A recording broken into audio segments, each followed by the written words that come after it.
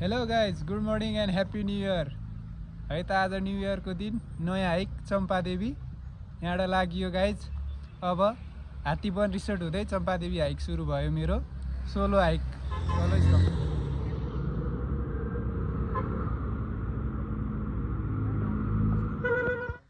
Hello guys, है त म फाइनल्ली हात्तीवन रिसोर्ट आइसकेको छु।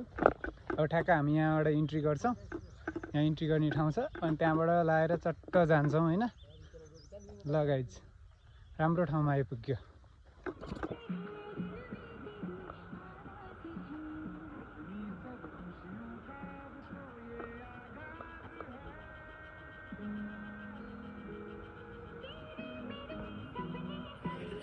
ल गाइज, अब चाहिँ हामी मिनी ग्रेट वाल नजिकै आइपुगेका छौँ।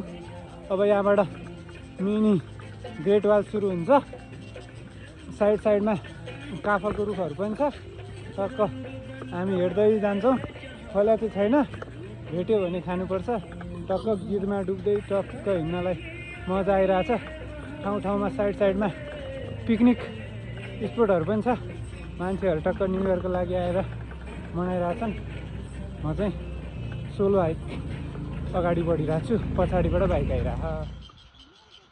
ल गाइज, हामी चाहिँ फाइनल्ली मिनी गेट वाल आइसकेका छौँ है त। मिनी गेट वाल अब फोटो खिचिदिने मान्छे छैन, अब आफै भिडियो बनाउने बस्ने होइन।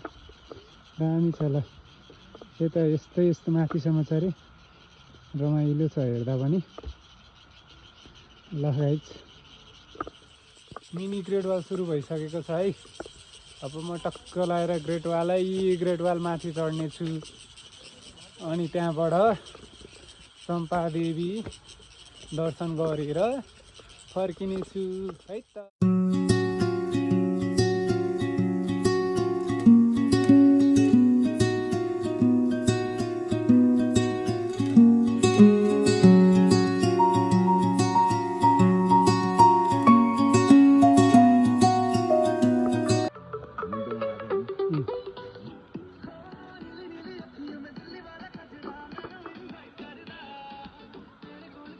ल हेर मान्छे कति हुन्छ न्यु इयरमा,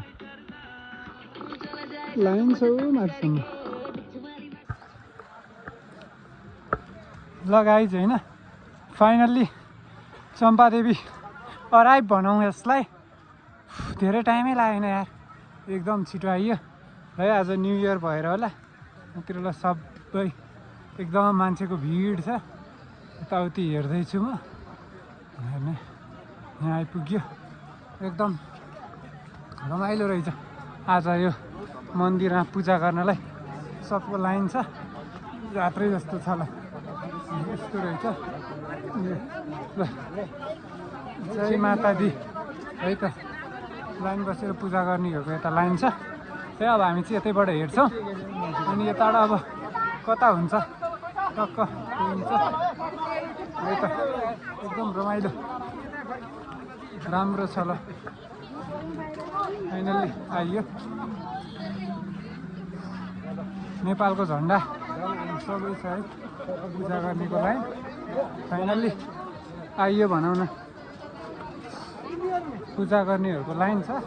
अब हामी चाहिँ तलैबाट खाएर आइयो, त्यसैले पूजा गर्न चाहिँ अलि गाह्रो छ।